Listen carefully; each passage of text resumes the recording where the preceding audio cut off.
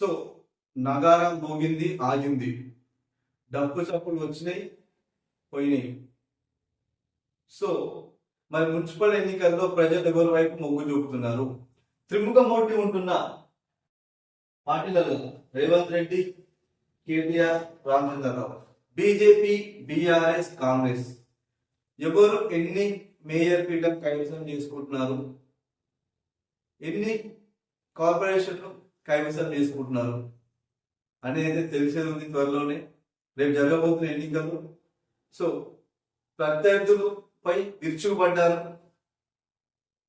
ఒకరొకరు ఒక పార్టీ పైన మాట్లాడడం జరిగింది, వాళ్ళ సంక్షేమ పథకాల గురించి చెప్పడం జరిగింది, జరిగే సంక్షేమం గురించి ఒకరు చెప్పారు, జరగబోయే సంక్షేమం గురించి ఒకరు చెప్పారు, మేము ఏం చేస్తామో ఒకరు చెప్పారు, మేము ఏం చేయాలో ఒకరు చెప్పారు, ఏం చేయొద్దో ఒకరు చెప్పారు, ఏం చేయాలో ఒకరు చెప్పారు.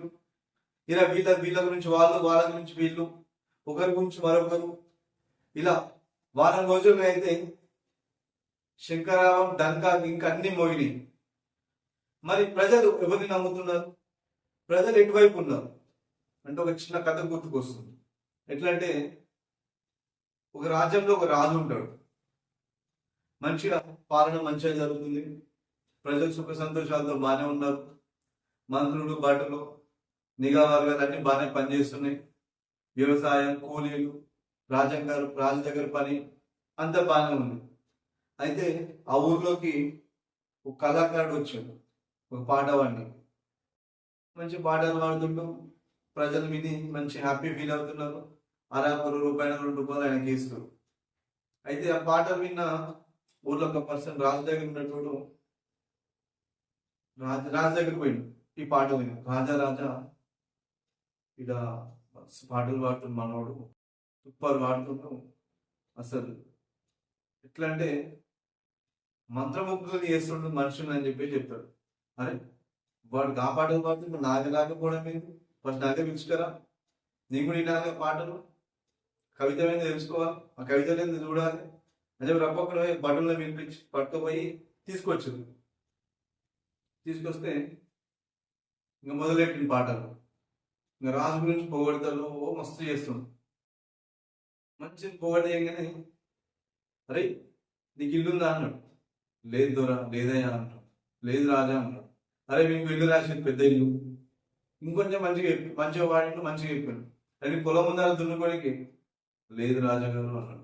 అరే ఇంకొక 10 ఎకరాలు పొలం రాసిండు అన్నాడు. భార్య పిల్లలు ఉన్నారా, ఉన్నారు రాజా. మరి భార్యకు సొమ్ములు ఉన్నాయా, లేవు రాజా. అరే మీకు మన బండగారిలో పోయి మంచి మంచి నగలు నట్టాలు ఇచ్చే బాగున్నాడు.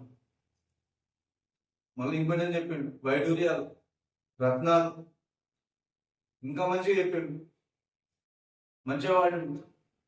ఎమ్మటే అరే నీకు దున్నుకోనికి ఎడ్లు ఆవులు ఉన్నాయా అన్నాడు. లేవు లేవు అన్నాడు. అరే మీకు ఒక 10 ఎడ్లు 10 ఆవులు కొట్టి అన్నాడు. నేను చెప్తున్నాను ఇస్తాను. ఇట్లా మనోనికి చాలా అయితే ఇచ్చిండు. వరహాలు, భూమి, వైడూర్యాలు, పొలం, బండ్లు, ఇల్లు, సొమ్ములు అన్ని ఇచ్చిండు. ఇచ్చి పోయిండు. ఆయన విన్నాడు, పోయిండు. ఇంటికి పోయిండు. ఇంటికి పోయి భార్య పిల్లలకి చెప్తాడు, ఇలా రాజు దగ్గరకు పోయినా, రాజు గారు నా పాటలకి, నా మాటలకి, నా కవితలకి మంత్రముగ్ధుడు అయిపోయిండు. చాలా నన్ను ఎత్తుకున్నాడు నన్ను. అసలు రాజుగారు మనకి చాలా ఇస్తా అన్నాడు, దున్నుకోవడానికి పొలం ఇస్తా అన్నాడు, ఆవులు ఇస్తా అన్నాడు, సగం రాజ్యం ఇస్తా అన్నాడు, మనకి ఏమేమిలో అన్ని ఇస్తా అన్నాడు, హాయిగా బతుకుపా అని చెప్పిండు అని చెప్పి పిల్లలకి చెప్తాడు.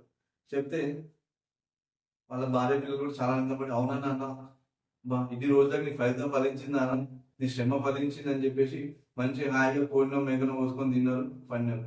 ఇంకా తెల్లారి వాళ్ళకి అన్ని వస్తున్నాయి కదా, 2-3 రోజులు ఏం చేసారు, నార్మల్ గిన్నెలు, సత్త గిన్నెలకి గిన్నెలు వాళ్ళ ఇళ్ళకి ఇచ్చారు. మనకెందుకు పైకి గిన్నెలు, మనకి వెండి గిన్నెలు వస్తున్నాయి, ఈ గిన్నెలు మనకెందుకు అని చెప్పేసి వేరేళ్ళకి ఇచ్చారు. ఓ మంచం ఉంటే సౌండ్ వస్తుంది వేరేళ్ళకి ఇచ్చారు, నీళ్ళని పొలం ఉంటే వేరేళ్ళకి ఇచ్చారు, ముసలి ఆవులు ఏంటి వేరేళ్ళకి ఇచ్చారు. ఇంకా అన్ని ఇచ్చేసారు, దానం చేసి వీళ్ళు కూడా. ఎందుకంటే రాజు ఇస్తుండే, పొలం ఇస్తుండే, ఎట్లు ఇస్తున్నాను అన్ని ఇస్తుండే, కాబట్టి ఈ పనికిరాని మనకెందుకు అని చెప్పేసి వేరే దానం చేసిండు ఆయన కూడా దయ హృదయంతో. ఇంకా పోయి రోజు పొద్దున ఇంటి దర్వాజా తీసి కూర్చుంటుండు. రాజా ఆయగా పూరే దియేగా అప్పుడు ఎంజాయ్ కరేంగా అని చెప్పి చూస్తున్నాడు. రోజు అయింది, డోర్ తీస్తుండు, సాయంత్రం కన్నా పెట్టుడు. రాజు వాళ్ళు పంపిస్తున్నాడు, ఏమి ఇస్తున్నాడు. ఒక రోజు అయింది, 2 రోజులు అయింది, 3 రోజులు, 10 రోజులు అయింది. ఇంత తినడానికి అన్ని అయిపోయినాయి, పంచం కూడా అన్ని అయిపోయినాయి మనం దగ్గర. అదే రాజు ఇట్లా మర్చిపోయినా ఏంది, ఒకసారి పోయి గుర్తు చేస్తా. ఎందుకంటే పెద్ద రాజ్యం ఉంది కదా, రాజ్యంలో అందరూ ఉంటారు కాబట్టి అందరిని దృష్టిలో పెట్టుకొని పరిపాలించాలి కాబట్టి నన్ను ఇట్లా మర్చిపోయినామని చెప్పేసి ఏం చేస్తాడు, మనోడు మళ్ళా పోతాడు రాజుగాడు. గుమ్మం కాడికి పోగానే నువ్వెందుకు వచ్చినావు ఎక్కువ అని చెప్తారు బాటులకు. వెళ్ళేది రాజు కాదు, రాజు నాకు రాజ్యం ఇస్తాను, రాజ్యం ఇస్తా అన్నాడు, వైడూర్యాలు ఇస్తాడు, వరహాలు ఇస్తా అన్నాడు, రత్నాలు ఇస్తా అన్నాడు, పొలం ఇస్తా అన్నాడు. ఇంకేం చేయాలి, పంపలు మర్చిపోయినట్టు రాజు అని చెప్పేసి రాజుగాడికి పోతాడు. రాజుగాడికి పోయి రాజా మీరు నా పాటలకి వినుసొంపుగా ఉన్నాయని చెప్పేసి, నా పొగడ్తలు మంచిగా ఉన్నాయని చెప్పి నాకు రాజ్యం ఇస్తా అన్నారు, ఇల్లు ఇస్తా అన్నారు, ఆవులు ఇస్తా అన్నారు, ఎడ్లు ఇస్తా అన్నారు, మేకలు, కోళ్ళు, గిన్నెలు, సామాన్లు అన్ని ఇస్తా అన్నారు, మర్చిపోయారా రాజా, చెప్పు రాదు ఇస్తారని అంటారు. ఎవరికోపోయి నీకు ఇచ్చుడేంది అన్నాడు. మరి ఇదేంటే సార్ మీరు ఇస్తున్నారు కదా, నాకు ఇస్తానని అడిగినా కదా రాజా అంటారు. లేదా నువ్వేం చేసినావు, నీ మాటలతోటి నన్ను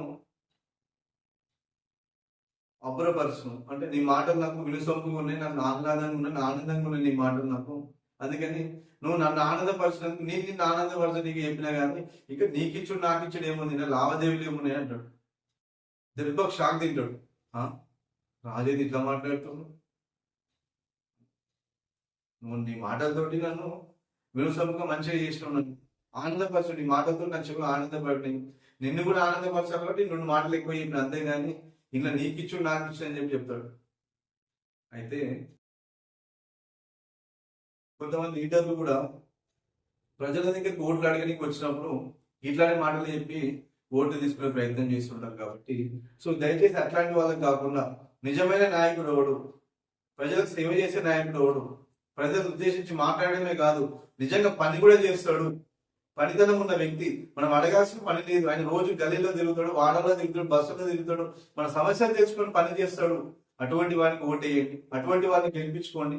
అది మనోడైనా, మన కమ్యూనిటీ అయినా, వేరే కమ్యూనిటీ అయినా, మన మతమైనా, పరమతమైనా, ఎవరైనా సరే మన డివిజన్కి, మన కాలనీకి మనకి మంచి చేసేటోడు కావాలి. మన కుటుంబమే కాదు, మన వాడకి మంచి చేయాలి.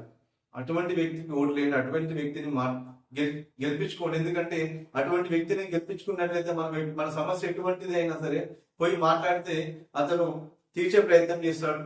దాంట్లో పై అధికారులతో కొట్లాడే ప్రయత్నం చేస్తాడు. డ్రైనేజ్ సమస్య కావచ్చు, వాటర్ సమస్య కావచ్చు, కుక్కల సమస్య కావచ్చు, నక్క ఏదైనా సరే అట్లాంటి వాళ్ళని ఎన్నుకోండి. రౌడీజం చేసే వాళ్ళతో, లేకపోతే లీడర్ ఇంకా రౌడీలు ఉన్న వాళ్ళతోనో, లేకపోతే డబ్బులు వెచ్చించి గెలిపే ప్రయత్నం చేసిన వాళ్ళతో, మద్యం వెచ్చించి గెలిచే ప్రయత్నం చేసే వాళ్ళ దగ్గర ఓట్లు వేయకండి. అది ఏ పార్టీ అయినా సరే, కాంగ్రెస్ అయినా, టీఆర్ఎస్ అయినా, బీజేపీ అయినా, ప్రజా రాజ్యాధికార పార్టీ అయినా సరే, కవితక్క పార్టీ అయినా సరే, బీఎస్పీ అయినా సరే, జనసేన అయినా, ఏదైనా సరే పార్టీలో నాయకుడు మంచిగా ఉంటే ఏ పార్టీ నాయకుడికైనా సరే ఓట్లు వేయండి. సరే 3-4 మంచి నాయకులు ఉన్నారు, ఈ సంవత్సరం ఒక ఛాన్స్ ఇవ్వండి, ఇంకో సంవత్సరం ఒక ఛాన్స్ ఇవ్వండి. బట్ ఎవరికి పడితే వాళ్ళు ఓటు వృధా చేసుకోండి. దయచేసి ఫస్ట్ ఓట్లు వేయండి. అందరూ మనకి ఇచ్చిన పొద్దున 6 సాయంత్రం 6 గంటల వరకు అందరూ వెళ్ళి ఓట్లు వేయాలి. చేత కాకపోతే ఓటు మన హక్కు, ఓటుతోటే మన సమాధానం చెప్పాల్సి ఉంటుంది. కాబట్టి ఒకవేళ పెద్దవారు వాళ్ళకి చేత కాకపోతే వాళ్ళని బండి మీద తీసుకెళ్లడము, ఆటోలో తీసుకెళ్లడము, లేకపోతే చైర్ ఉంటుంది, వీల్ చైర్ ఉంటుంది, దాన్ని తీసుకెళ్లే ప్రయత్నం చేయాలి. సో అందరు ఓటు వరకు వినియోగించుకోవాలి, సద్వినియోగం చేసుకోవాలి.